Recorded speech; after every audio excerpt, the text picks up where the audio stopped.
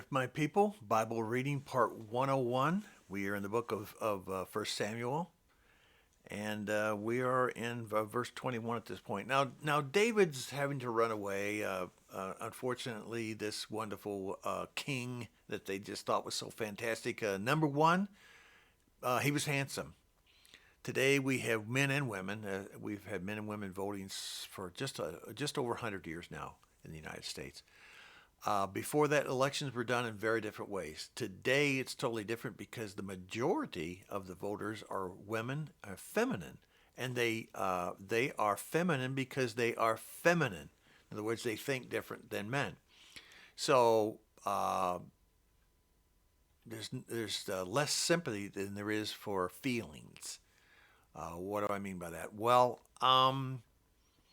people have feelings, and they may vote because someone's handsome. Saul was a now is that because women are something wrong with them today? No, they're no different than they were back then. Why would 500 women, why would 1,000 women choose to be married to King Solomon? Why would they put up with 999 other wives? There's a reason. Would a man, would a thousand men marry a woman and share and share? Think of that. The answer is absurd. It would never happen. There's just different behaviors. That's why we have Mormonism and certain people in that group, whether they say it's right or wrong or lie or tell the truth, there are multiple marriages there. And it's not the other way around. It's women, multiple women to a man. Well, uh, politics goes its way, so you have to think about who's running for office and what kind of physical look someone has. That plays a part. Well, he must know a lot. He's handsome. Well, that's not true, Mr. Scott. No, it's not. Not for all. I don't like to use the word all and never because it's not true. There is no all and never. It doesn't work. David is also handsome. He's ruddy looking, sharp looking dude. A guy that even the men would like because he's rugged. That means he's tough too. And he's ruddy looking, which means he's got that handsome, natural look. Men don't wear makeup. Or most men. I know on television they do. Senators, congressmen, presidents. They know that. Would men, if we had television back in the 1860s, would Abraham Lincoln be elected president? Maybe not. He wasn't exactly ruddy or good looking. It was what he said. It was the content of his character. Wow, we just don't do enough of that today, do we? So the importance of chapter 21 is this. Something happened that even in the time of Yeshua on his earthly ministry, when he came in his first advent, the Sadducees and Pharisees were after him. And one of them was like this. How can you do this? How can you do that? How can you, Yeshua, do this? You can't do that. Only a priest can. Well, David got to eat only the bread that only the priest were allowed. Very specific. And they were very hard on their Torah here. Okay? Why would David be able to get away with it? Because he was from that line. It was illustrating and demonstrating as Yeshua later was able to prove by his birth and death and all the genealogy that goes with that, which is extremely detailed. Most extremely detailed of any genealogy of anything on earth. So there's no argument with that, simply read it.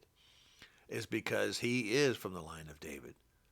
He is. So now when we go back to the book of Psalms and you see that David's talking to Yeshua as if Yeshua is and David, see the understanding there? It is that Yeshua was born a human body. He wasn't God in the walking flesh.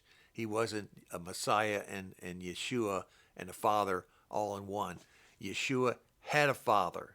the Father in heaven, the one that we will never, ever, ever see. In 1,000,000,000 years from now, we will never sit down there and drink wine with the Father. If there's wine in heaven, you will be sitting with Yeshua, the Son of the Father. And by the way, their name is Yahweh Elohim, because now that he sits at his right hand, he is Yahweh Elohim in the what you see here, the image of man, because the image of man is the image of the Father and the Son. And it said Father and the Son even back then, because it was the Father and the Son. But it took the Son coming. The Son had to come and lay down his life so that he could be killed, because he had to, because of the promise made by Yahweh to Abraham in the book of Genesis. And yes, so how does the word end when we get to Revelation? It means a remnant of the people, which by the time of Revelation 21, the end of times after the great white throne judgments, that's in the millions. It's in the millions of people are going to heaven. So a remnant in the millions. About 4 or 5 or 6 billion people lived before the flood. And now there's about 8 billion people alive today. They're alive all over the world. And about 7 billion or 8 billion died somewhere in between. So you've got billions that will not be going to heaven. So that means it's a remnant, isn't it? So all those Christian, the reason I say this is all those Christian churches out there, those pastors and ministers, they're looking at a congregation of 500 people and they want them to keep coming, keep bringing that money into my church. Ooh, I got to have that money. Oh, we got some building projects and missionaries and so forth. I've followed, I've tracked it. I worked in government, I worked in an account. I knew where money goes. I was responsible for a lot of things. You have to be correct because the government gets all over you if you're not correct on grants and funding and all this stuff. And I'm telling you, if you give $100, I'm going to give $100 to this mission. They're going to Africa. They're always going to Africa or somewhere like that. They don't go across the street or just right next door to your house where somebody's in big trouble. Money has to come from Africa to save somebody that lives across the street from you. Whatever. You give them $100 and they send it to the master church. So their church send it to their master church, which is based somewhere, like Lutheran Synod is in St. Louis. So you're a Lutheran in Alabama, and you send it, and it ends up in Missouri at the Synod for some reason. And then they take it, and they tithe it. They tithe it. So are they tithing? Yes, they're tithing. And what are they tithing? $100. No, they're not. They're taking $100 and they're tithing it, and they owe 10%. So what's 10% of $100? $10.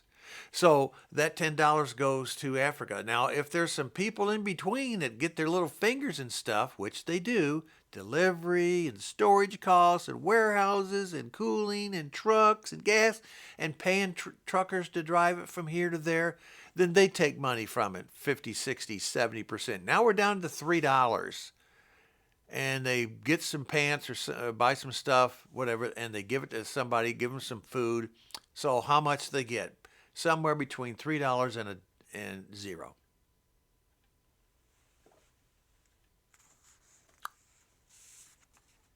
Wow. Wow. All I can say is, wow. Chapter 31.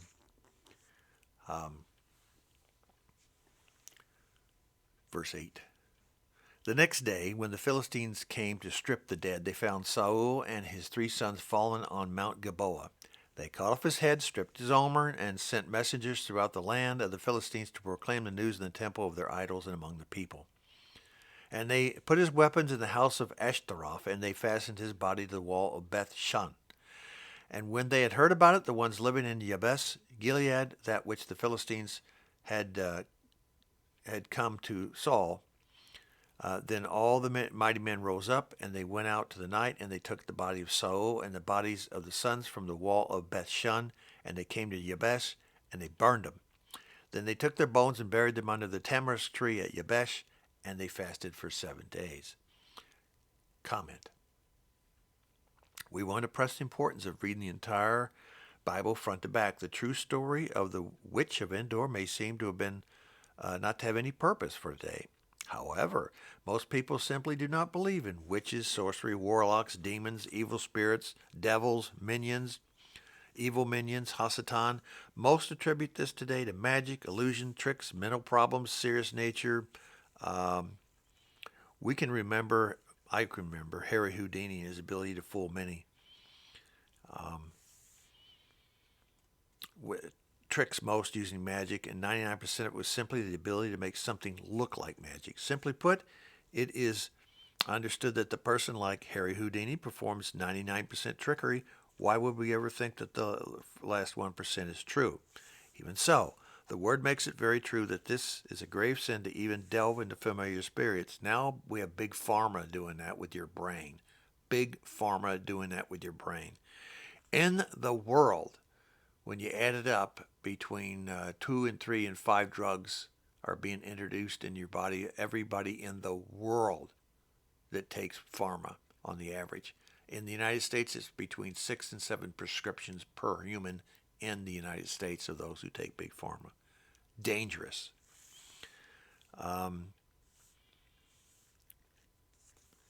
Anyway, it makes sense that Saul would want to communicate with his real idea of power, Hasatan.